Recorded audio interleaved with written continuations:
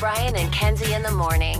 And Chicago's alternative all day. Q101. Well, coming up in sports after M&M, we'll talk about brackets busted yesterday in sports, but piece of garbage madness. What happened in that? Let's get to it.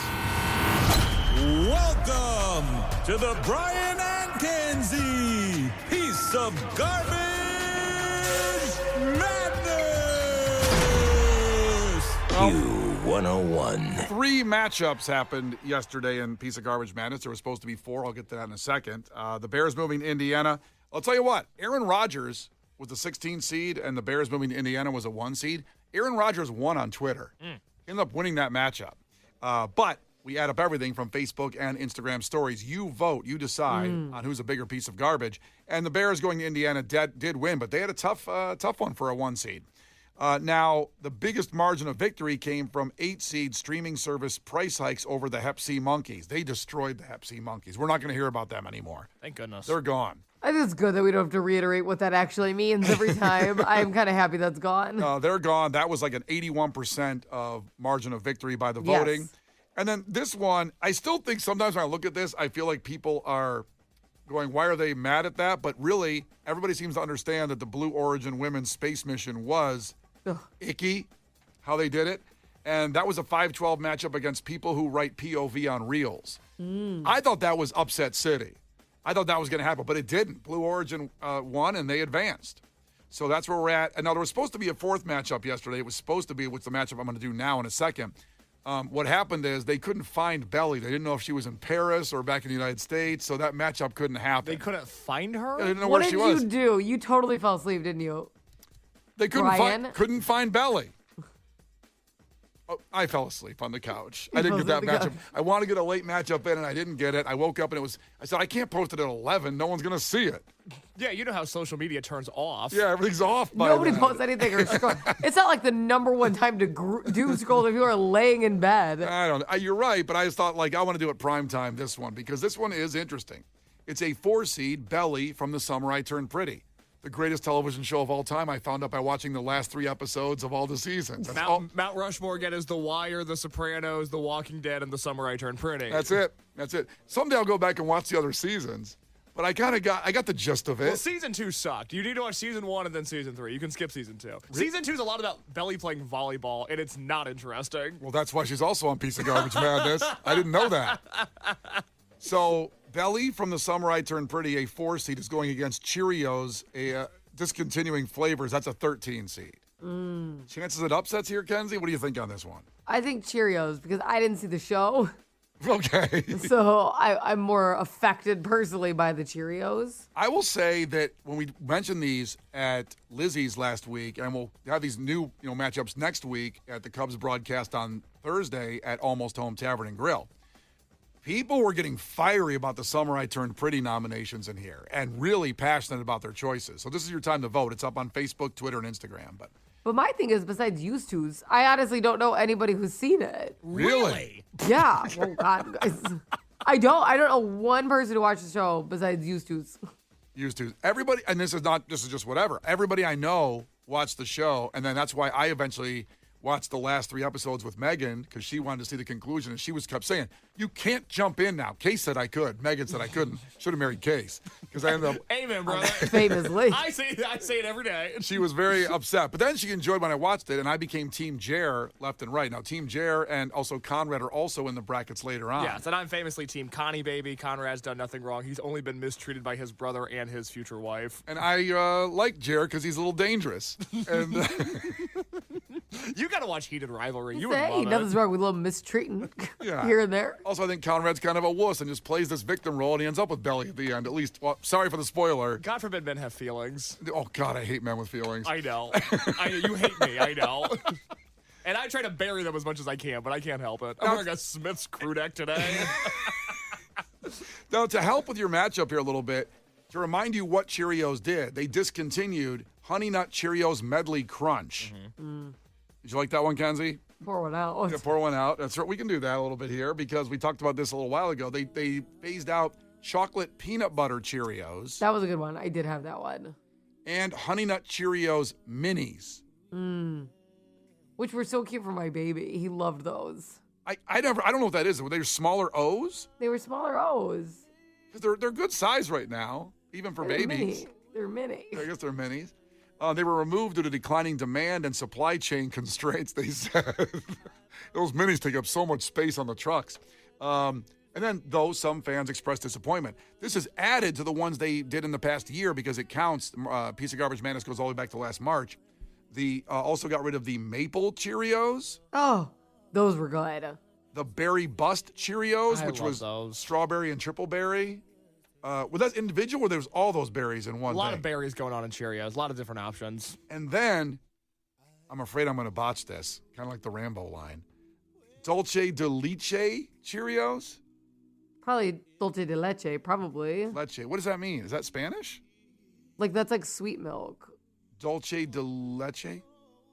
Yeah. Is it leche? I can't see it. Is it leche? Leche? Yeah, that's leche. So Dulce that- de leche. that It's going to be like a sweet cream, sweet milk vibe. Sounds like my thing. Yeah. They also discontinued Millennials.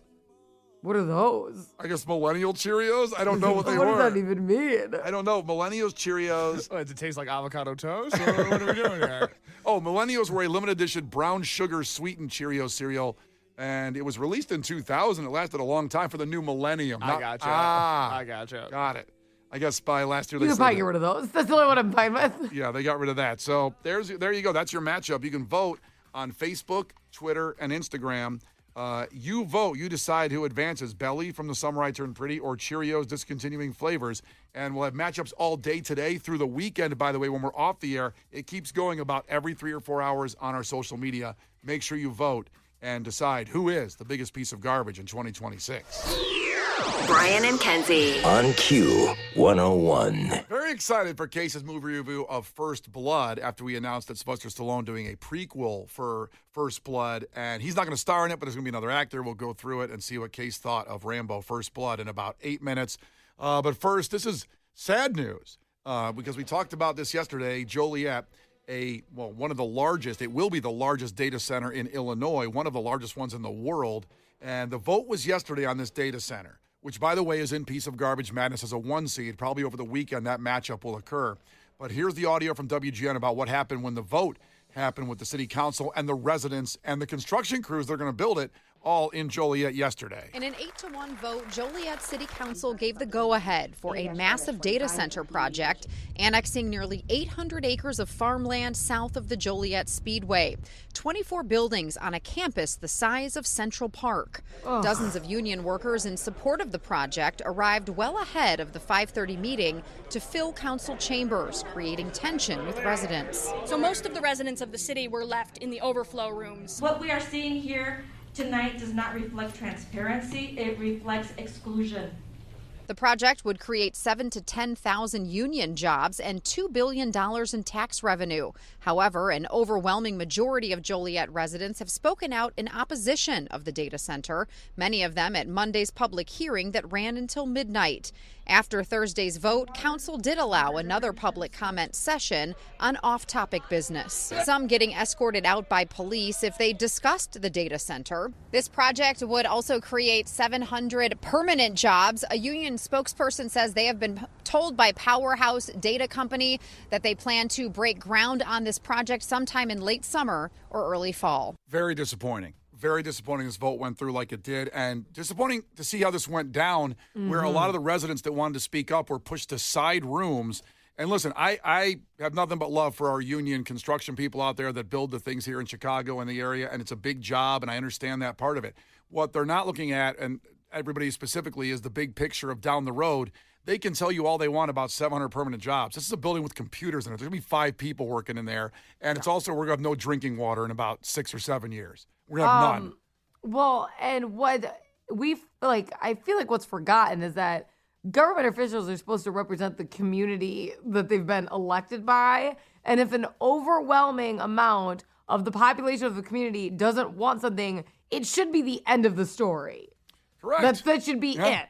Like that. It shouldn't be a big question after that when everyone says no in the community. Yeah, and it's just disappointing and disheartening to your point on that. You represent the people of Joliet. Yes. And they have to live there. People Yeah. will, and also, when you look at all the ramifications of going down the road, to have to live next to the thing. Yes. It's the size of Central Park, That's data big. center. That's very big if you haven't been to Central Park. And if you haven't been to Central Park, it's the size of 2.5 Grant Parks. Oh, my God. And by the way, Central Park, Grant Park are both beautiful. This won't be. No. Because you may be like, I love Central Park. It's not what you're. awesome. Yeah, it doesn't look like that. No, it really is a buzzkill. Again, for reference, this data center will use 1.8 gigawatts of electricity, which, and I'm not being facetious when I say this, I did not know was a real unit of measurement until earlier this week. For reference, the entire city of Chicago uses 3.5 gigawatts of electricity. So one facility that is more than half of Chicago's power output going to Joliet, where the citizens do not want it. The Brian and Kenzie Show. On Q101. The Brian and Kenzie Show. On Q101. Brian and Kenzie on Q101, 8 o'clock on Friday. Time for Case's movie review. And Jenny checked in from Lombard, said this is her favorite Sylvester Stallone movie. It is time for First Blood. We'll get into it. Thanks for listening in Lombard. And let's go. Case's movie review.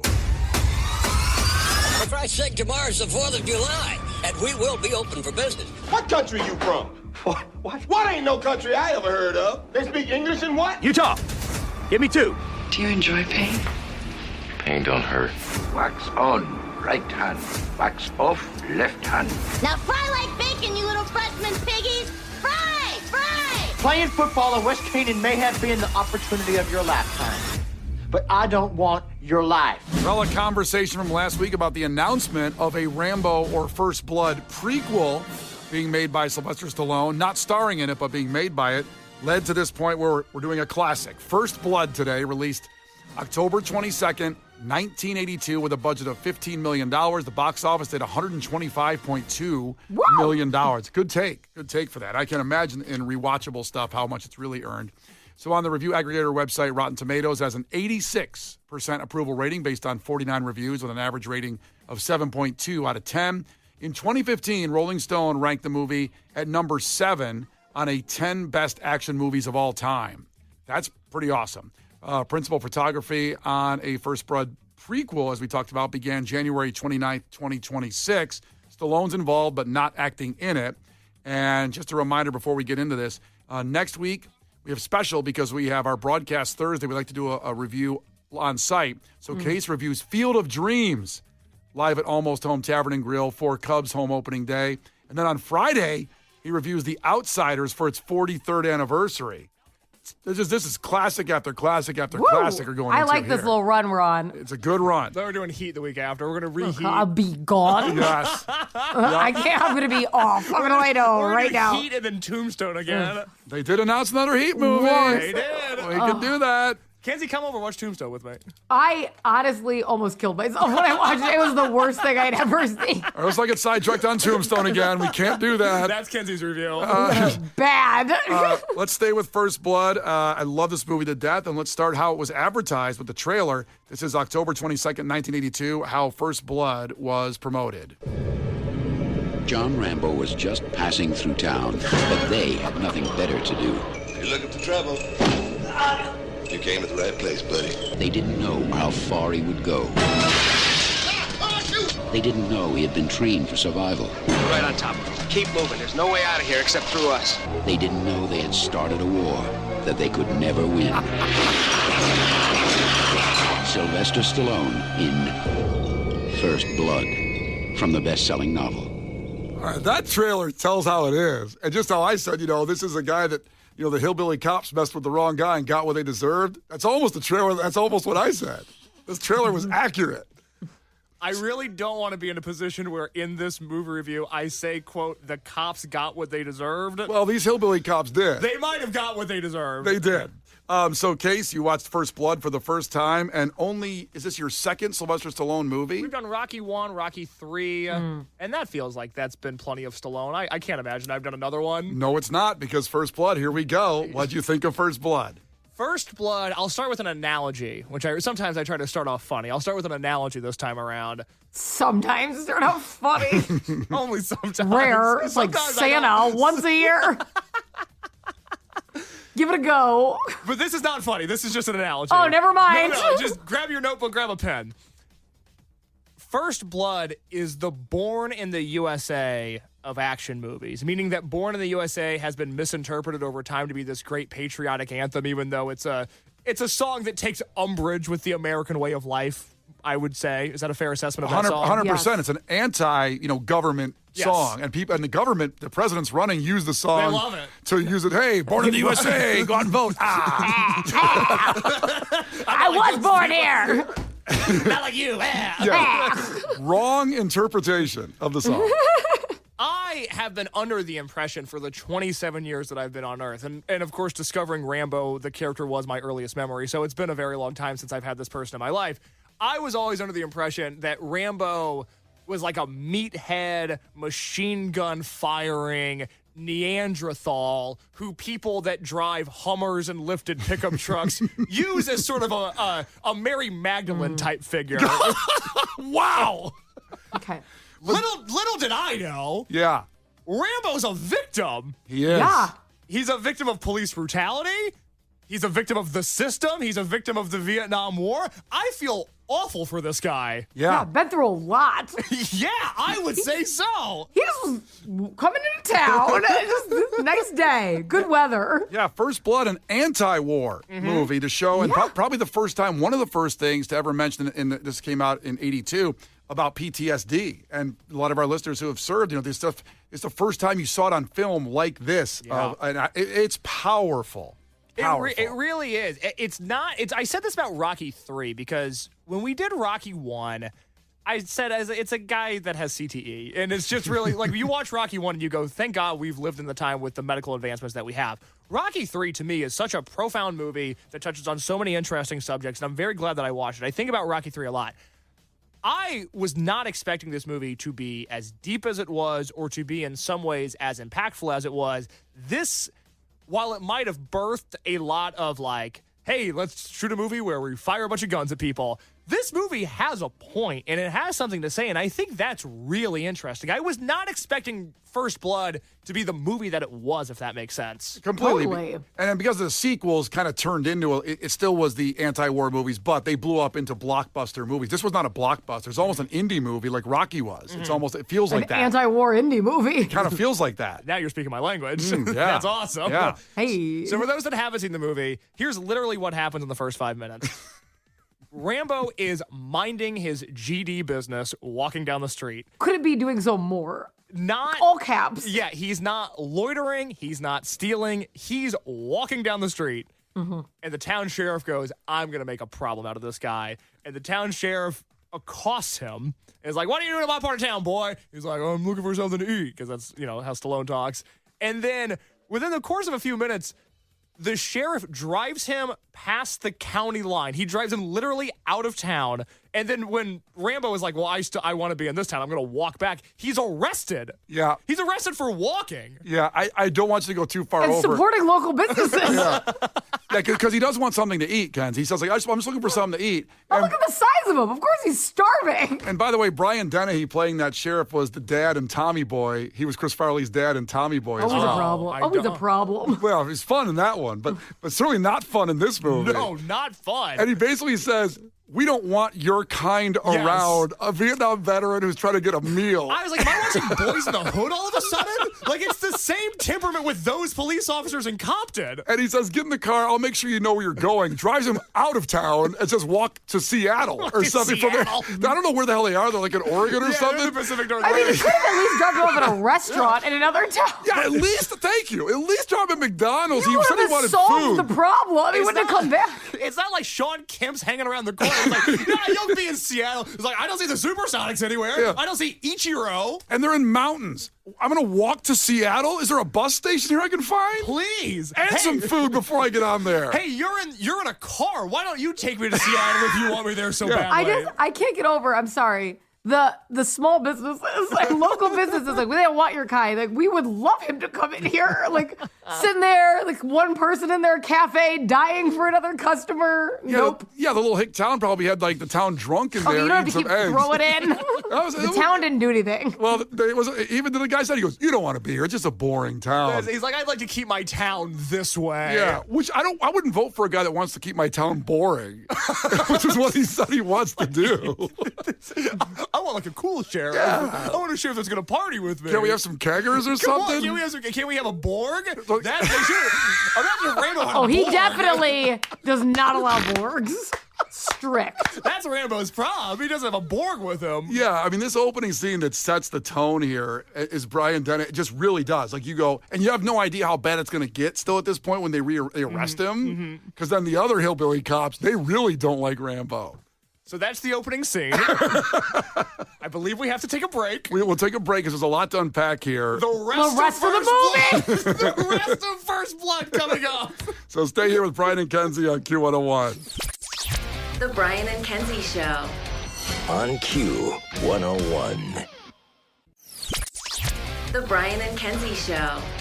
On Q101. Brian and Kenzie on Q101. We're in the middle of Case's movie review for Friday, First Blood. And it was released October 22nd, 1982. And we left off just with the opening scene of the movie where the sheriff basically says, like, we don't like the way you look. We don't like you. And why don't you get out of town and walk to Seattle instead of getting a meal here at our local great diner. Don't do that. So that's where we left off in the review. So thank God, if you're just joining us, we have the rest of the movie to talk about. We've only talked about the opening scene. You haven't missed much. And also for you must have loved it because I think this movie's only an hour and a half. Hour and a half long. The original movie, when it was first filmed, they had 3 hours worth of footage. Whoa! And they made Rambo like a cool talking comeback, sort of almost like comic book hero. Oh. And so Sylvester Stallone saw the cut of the movie, and he and his agent tried to buy the movie so they could burn the film reels so that nobody could see it. Wow. And when they weren't allowed to do that, they said, okay, well, at the very least, let's make some edits. And they took out most of Rambo's dialogue in the movie, which I think was incredibly beneficial. God, I didn't know that. Yeah, it's crazy, right? Thank God, because Stallone was a co-writer of this, the screenplay as well, and probably didn't want that. No, he didn't want a movie that would ruin his career, no. Yeah, and also that'd be tough. It's a bummer. And also have some kind of catchy line when he blows somebody away. Yeah, exactly. Would leave that for Schwarzenegger. That's Hasta La Vista, baby. Yeah. Okay, so where do you go from here, Case? So we've got to go to Rambo getting arrested and then being beat in prison. He's a victim of police brutality. He's a victim of the Vietnam War. He's a victim of the American prison system. Don't get me started. Yeah. Luckily, he breaks out of prison because he's been wrongfully imprisoned. And even more luckily, he steals a motorcycle. He's so badass riding through town. It's the Indiana part of me, being born and raised in Indiana. When I see either a monster truck or B, a guy on a dirt bike, I go, well, that's the coolest thing I've ever seen. I love that. Yeah. And so he like ramps over a bridge in town. Yeah. And it looks incredible. It looks like Ricky Carmichael's out there. He's flying through the city. I know he's been trained in all kinds of ways to kill people, like 800 different ways to kill somebody. I can't believe part of his Army training was on a dirt bike. Because he rides a dirt bike like he'd win the X Games. You gotta get around fast. It's unreal. I know you guys are in Vietnam, and it's been a long war. The good news is, long weekend. X Games are on ESPN. Yeah. Everybody turn it on. We're gonna watch Brian Deegan do some backflips real quick. Oh, and the guys driving the cars can't do anything in their cars, in their cop cars. They have no training. The stunt double that jumped the cop car over the bridge broke his back jumping the car because he got so much air, and when they crashed down, his spine basically imploded. Oh my God. And they're like, all right, get him out of the shot. Stallone, walk over to somebody carry him out of here.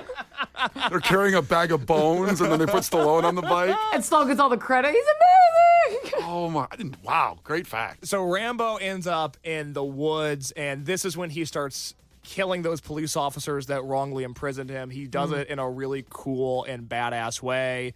He does at one point throw a rock at somebody that is in a helicopter, and it causes them to fall out of the helicopter. I would say the cinematography in that scene doesn't age awesome. It looks very 1982, but I'm on board. I'm going along. I like seeing Rambo get justice. It's nice to see. It looked real. I mean, it looked like that helicopter. That's what I mean. I watch it again. I'm not sure it looks super real. I just never understood why the guy didn't land the helicopter or jump out when it got low, and because he had a gun and Rambo didn't. So why don't you get on the ground and shoot him instead of trying to be in a helicopter? You're cocky when you have the gun. I guess. Well, Stupid. Luckily for them, there are a bunch of other police officers that had guns. And after Rambo, you got to remember this. This is a half hour into the movie. Rambo tries to surrender. He comes out, hands up, and says, I don't have a gun. I surrender. How do the police respond? They shoot him. Oof.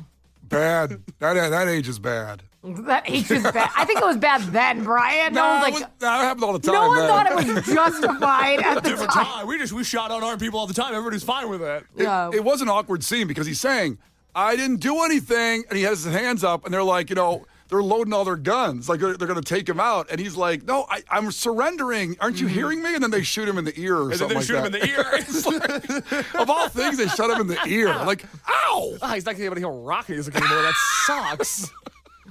So it's at this point where we really get to see just how evil the deputy is. And it's interesting because around this time in the movie is when Troutman comes in, who's from the National Guard. This is why we're doing this review, is that Brian couldn't get the line right when we were talking about the body bags last week. I don't have that audio, but I do have the audio of the deputy and Troutman talking when Troutman gets introduced to the movie. You have to hear just how disrespectful and disengaged the police officer is when a guy comes to their small town to try to help.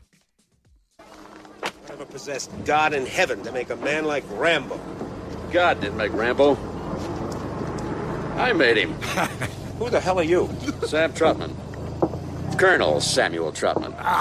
Look, we're a little busy this morning, Colonel. What can I do for you? I've come to get my boy. Your boy? I recruited him. I trained him. I commanded him in Vietnam for 3 years. I'd say that makes him mine. I wonder why the Pentagon would send a full-bird colonel down here to handle this. The Army thought I might be able to help. Well, I don't know in what way. Rambo's a civilian now. He's my problem. I don't think you understand. I didn't come here to rescue Rambo from you. I came here to rescue you from him. Well, we all appreciate your concern, Colonel. And we'll try to be extra careful. At this point, multiple of his men have died by way of Rambo. Yeah, but he hasn't, so who gives it up? If I was... That's a risk he's willing to make. I mean, if I was Brian Dennehy, the sheriff, and the colonel came in and said, I made this guy I'm trying to save him, from him, I'd say, please help me. This guy's wild. This guy's weird. this guy's weird. There's something about it that I don't like.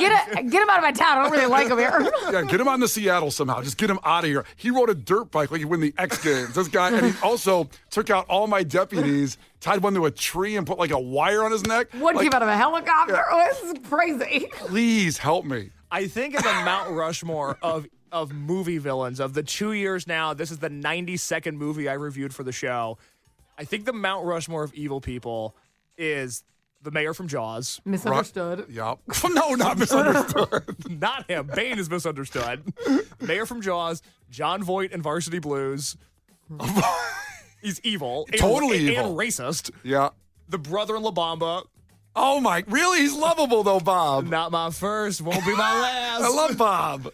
And the deputy in Rambo. I think those are the four most evil people in the history of the world. That certainly could stand up. Yeah, so this movie, it's mostly action. I would not call it all action. I think the movie slows down about an hour in after they shoot a grenade launcher at Rambo and he winds up. Will he catch it in his mouth? I forget. And by the way, that's the National Guard that comes in. Yes. Who also disobey all the rules of engagement. Who shoot a civilian. He's in a cave and he goes like, give me the grenade launcher. The guy's worried about his golf trip or something the next week. He's like, I got to go to the office tomorrow. Yeah. It's actually very funny. He's like, come on, let's just blow him up and get out of here. So they try to blow him up.